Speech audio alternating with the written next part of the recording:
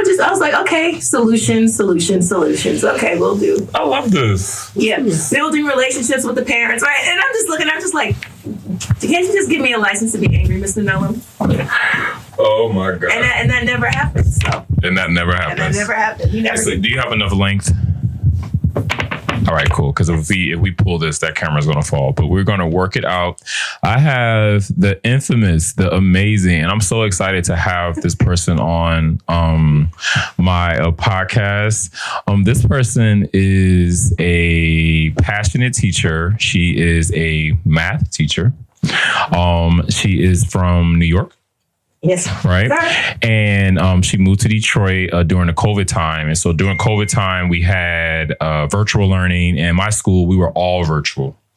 And we lost teachers, kept teachers. And we got this amazing teacher named Miss Chang, who interviewed with Miss Hoisington. Shout out to Miss Hoisington, who is no longer at Jalen Rose no more. She's at Detroit Achievement Academy. Shout out to Detroit Achievement Academy. And Miss Hoisington was like, Mr. Null, you're going to love this math teacher we just hired.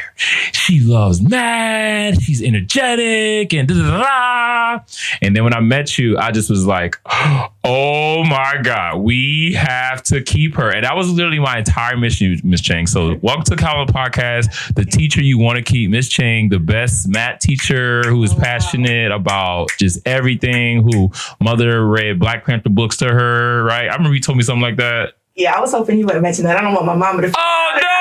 Why? That was like, I can't wait to mention this. Why not? Because that's here. Keep talking. I'm gonna check the camera. The Fed's still probably trying to get at Angela, even though she's a professor now. Sometimes they don't forget. They hold grudges. I want my mama to be all right. She's up there now. She can't be a fugitive at this point in her life. So is that your mom was gangster like that then, huh?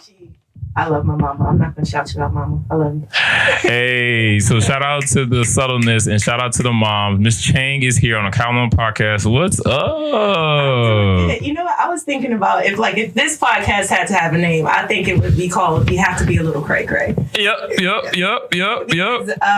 I forget what it was. Something I responded to, and you were like, "Yeah, teachers are a little cray cray," and I said, "You have to be a little cray cray to be a teacher in this environment where everybody, well, not everybody, but so many teachers are leaving. There are national teacher shortages. Standards are being lowered, and to come into this place." These educational spaces day after day, time and time again, and think and honestly believe and hold the conviction, I can make a change. I can make a difference for these students. And I'm going to take what I have with who I have and just push for the best outcome. You got to be a little cray-cray to do that when you look at the circumstances surrounding it. And so let's talk about it. So what's the teacher tip would you give out to teachers out there who are struggling with staying passionate, staying focused, but they understand that they're cray-cray, so it kind of keeps them moving. And they kind of love it too. I remember I have this ex's teacher, and I'm gonna shout her out, Ms. Howell, who literally, right? So she was a teacher, and I believe she worked at different grade levels.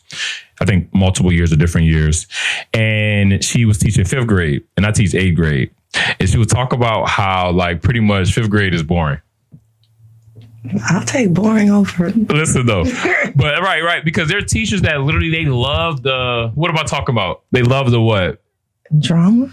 They love the drama. They love the mood swings. The mood swings. The attitude. The talk back.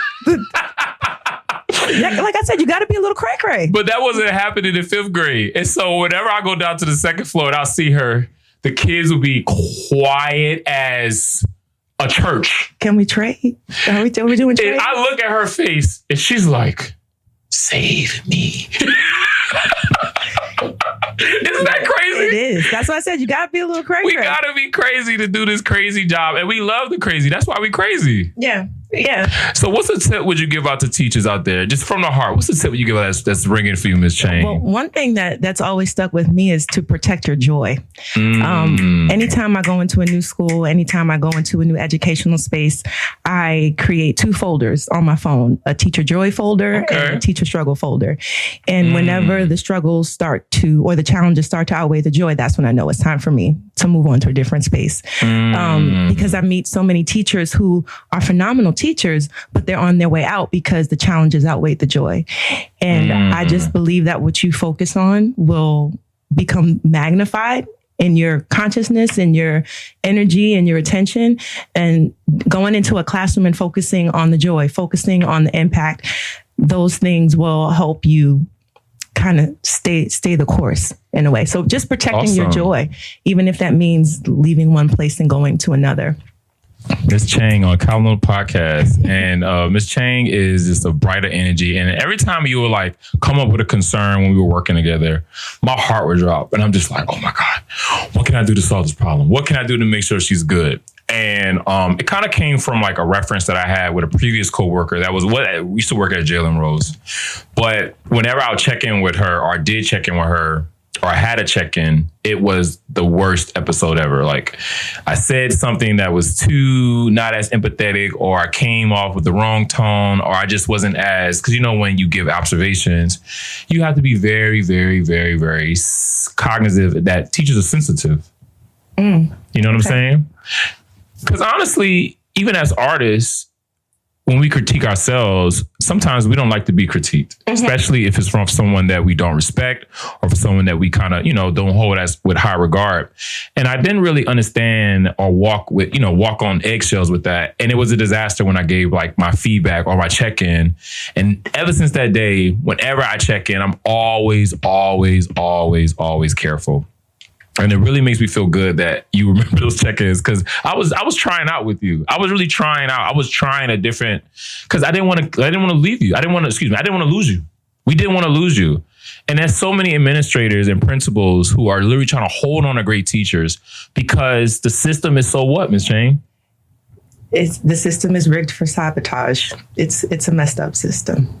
And you're so passionate, you're so joyful, you come from an amazing family. And we can talk about, your come up. How did education change, from your upbringing to where it is now? And maybe talk about some positive experience that you had that unfortunately may not be the reality for some of our scholars. Yeah. But before we get to that, just because we were talking about this before the camera started rolling, can I just share with y'all Mr. Nellum's check-ins? Because my last set of kids, my last group of kids, I was teaching on the East Side, and I just love them. They just have no filter. They're raw. They're real. Yes, they don't hide. And they said, man, Miss Chang, this teacher left. They just said F them kids. And so that's what they called it. When teachers left, they said the teachers just said F them kids and was out. And so wow. Unapologetically. But when I would have check-ins with you, I wasn't at the F them kids stage, but I was just like, Mr. Nellum, give me a license to be angry. Let me dish out consequences.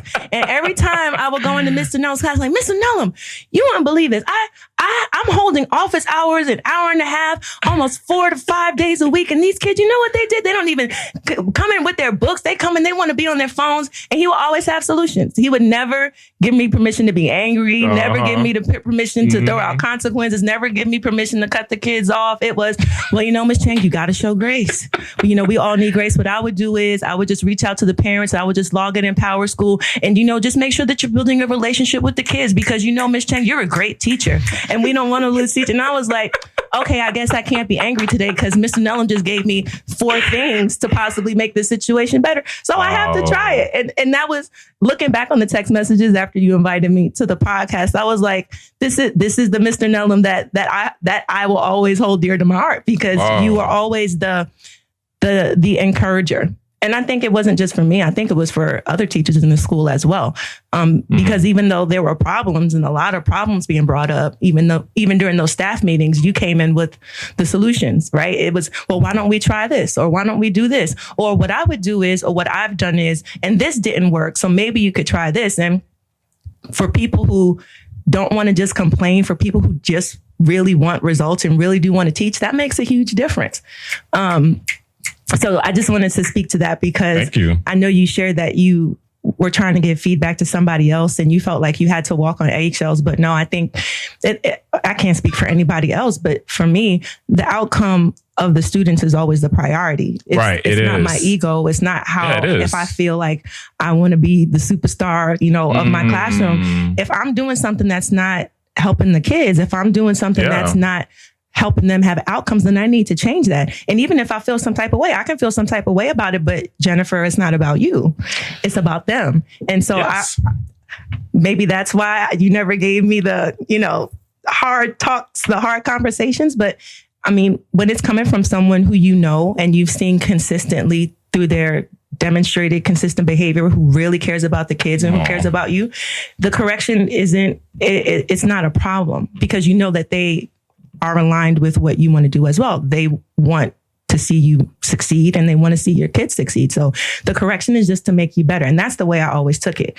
Even though you didn't give me permission to be angry with the kids or to cut them off and give them Fs, like you just said, build relationships. I was like, okay, I guess I'll build a relationship. But that's advice that stuck with me. Really? You know, even after Jalen Rose, even after you've gone on to become regional teacher of the year, you've done amazing things, right? It's those things that help me still run my classroom in a way that honors the dignity of the child that's in my room, despite whatever challenges they're having in their behavior. And so now what changed now? So what happened? Incrementally changed? Like, it doesn't have to be a drastic change, but like what's some 2% change maybe from learning how to give yourself grace?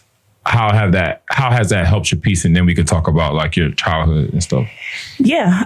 Well, just being on the receiving end of grace. I mean, as when you've received it, you can give it. You can't give something that you haven't received. And I've gotten so much grace being a new teacher, starting to teach during COVID. Like, I literally started teaching a month during the pandemic hit.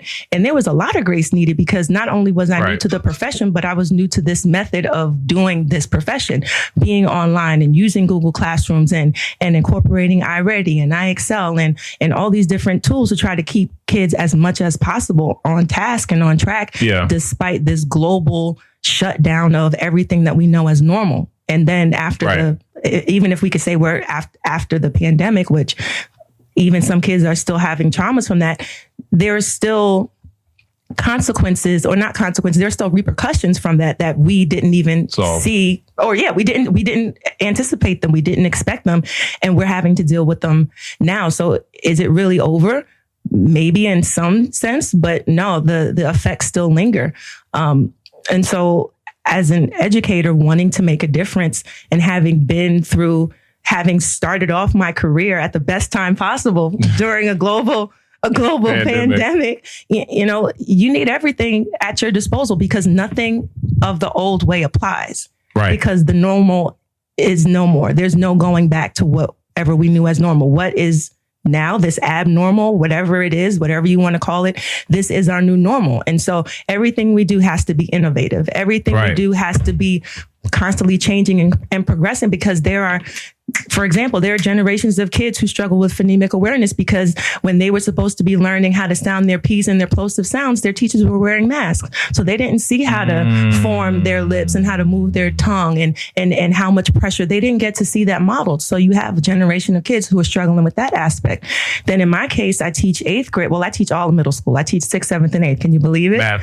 6th, 7th, and 8th grade math. Wow. I'm finding that a lot of my 8th graders and my 7th graders really struggle with social emotional skills, and they struggle with self-regulation. And school has always been a social institution to some degree, but even now they come to school specifically and only for the social. Only for the social. Because we know during COVID, they were stuck in the house going stir crazy, because there were no other people to talk to. There were no other people to try to, you know, put my identity against and see if we're alike or if we're different, or if we could be friends or if we could not be friends. And I think that scarred a lot of kids. And so now we're seeing generations of kids all in the same age bands or grade bands coming in with these similar issues. And it can't be a coincidence that it coincides with COVID.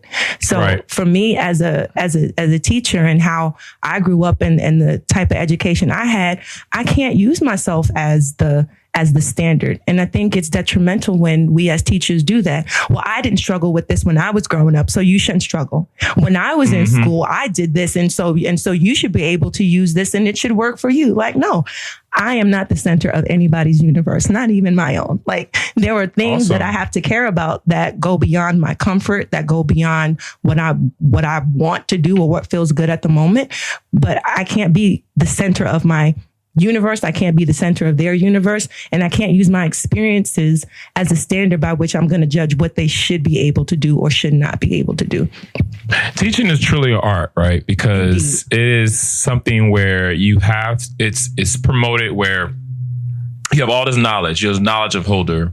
But now we're in this position now where a teacher is a facilitator, where we have to kind of take that knowledge and throw it out there like a hint, or throw it out there like a fable, or not fable, but riddle, right? We can't be like the holder of all knowledge no more, because that is no longer attractive to the younger generations, right? You know, standing up in front of you and having knowledge and you giving, like, that's no longer attractive. That is no longer the swag that was it's something different now. And teaching is a place where I feel like the best teachers are the ones that relinquish that power and give it to their kids, right? Where you're like exactly what you're saying, like social emotional learning, knowing when to stop the content chain and get to the social emotional chain because of what's needed depending on the situation. And so, yeah, I guess, did you have teachers like that growing up, or was it all just like results content for you? You know, and that's what I wanted to say. When we were growing up, we didn't have that switch. We didn't have teachers, or at least in my experience, but I think we didn't. I think for millennials, I think it's more common than not in Gen Z. Were we even okay with that? Or was that just what we were told to do? We were told to do. Complied. We were compliant. We followed the instructions because this is what we were, that's what was expected of us. Right. And one thing I appreciate about this generation that can be considered provocative in some circles, and to have to be only this way. Why? And even with math, we learned a lot of things through rote memorization. This is the way it's supposed to be just because it is, just because I said so. And that's not suffice. And it doesn't. And so when I teach, I want to teach the why. This is why. Teach the why. This is why it is the way it is. And I still get pushback on that, but at least it's not, you just have to do this because I said so. Right. Or you just have to memorize this because I said so. Now I'm giving you a correlation with real life circumstances. You knowing percentages and you being able to measure percentages of amounts and increases and deductions and discounts, that applies to real life. Your money's about to be real messed up if you can't tell me what a pay raise is supposed to be and how much your total weekly salary is supposed to be, or if you can't calculate your taxes or gross versus net, if you don't know the language of financial literacy. These things are important to you. And as much as y'all talk about you want to be rich and you there's money on the floor and all these different things, if you can't count, all that money's about to be messed up, because you're going to be a target for someone who's looking to exploit people who can't count. And you putting yourself in that category. And it's like a trust issue thing too, as well, where we have a generation who questions their why because they maybe think they're being lied to or being scammed or conned, or, we have a lot of our previous generation like, oh, I didn't learn nothing from high school, right? And then you have a generation reading that or seeing that, we're complaining about debt, college loan. They're just looking like, is this reality? Is this really what we're working for? I don't want that. Yeah. I want to I want to do something that is entrepreneur. I want to do something that is not where I have to sacrifice those things. But it's a double-edged sword, because when I say if the generation wants, that doesn't mean that's society's current condition, though. Exactly. That doesn't mean that society is built like that, right? Yes. And so when I tell kids, yes, you're bored, but just because you're bored doesn't mean that you have the right to fall asleep. Just because you're bored doesn't mean you have the right to be rude. Just because you're bored doesn't mean that you shouldn't still be doing your damn work.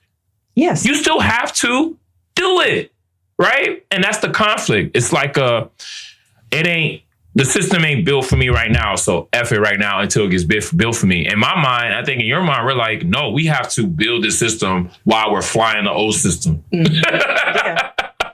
But they don't understand that, and I think it's rightfully so. And I think when we talk about leaders, when we talk about transforming, I won this award, but when I was applying for it, I was thinking like 20 years from now, what is education going to be like? Oof. Because I can't win this award with the mindset of what's going on right now, because it's not working, right, Ms. Chang? It's not. It's not. It's really not. I mean, there are innovators in the space. You want to talk to the mic? Oh, I'm sorry. Mm-hmm. You're good. There are innovators in the space. There are innovative teachers. There are innovative leaders, but it's not really widespread enough to make a systemic change. You'll find pockets of change, but who actually has access in those areas. There's a school I saw on social media that's like run by AI. The kids are doing project-based learning. They're starting businesses. They're creating. They're learning entrepreneurship. And I'm looking and I'm like, what kind of kid has access to that space? It's not the kids from the Brewsters. It's not the kids from the Diggs. You have to, even to be in that transformative space where education is changing, it's limited to a certain type of people, a certain socioeconomic status, or maybe a certain geographic location. It's not to our kids.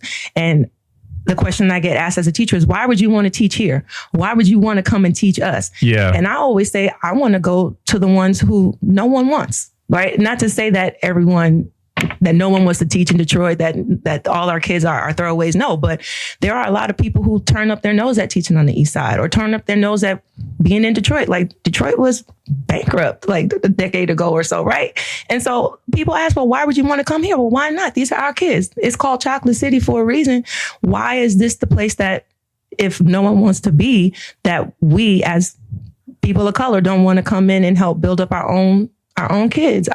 These are our next generations. We just going to throw them to the wayside just because someone said, okay, well, they're not good enough. They don't want to learn. So we can go to the areas where they pay us better, where they have better resources, where the kids actually are involved. The parents are involved. You have high parent involvement. Just go there. And it's like, okay, you can go there and you can make those areas better, but you being there and not being with our kids is still not going to help them, because there's still going to be a gap. There's still going to be a vacuum. So let's talk about it. And so when did you start your journey on teaching for equity versus teaching for specialization? I don't know if I was ever really teaching for specialization. You know what I mean by that? So like the specialization, she was talked about like the special school where kids have the AI and entrepreneurship, but that's not equitable, right? Because they have certain resources that allow them to have that. Or if you go to like a testing school, right? It's a specialized versus not testing, not looking for a particular kid, just literally having everything for everybody. Mm-hmm. Yeah. And like I said, I don't think I ever was teaching for specialization. Really? When I started teaching in New York, I was teaching in the Bronx. That's the poorest district. I was teaching in the poorest district in the poorest borough. What's the confusion for people that don't understand that though? Like what you saying about why would you want to teach in Detroit versus just teaching somewhere where you can probably get paid more, parents be involved? What's the confusion with that? Well, I think because I'm a little cray-cray. I think it just goes back to that. I mean, I can't really quantify it or put a label on it. I think we talked about grace, right? I think everybody has a grace on their life for a certain thing. And once you find your certain thing, once you find your lane, you'll thrive in that lane. Yeah.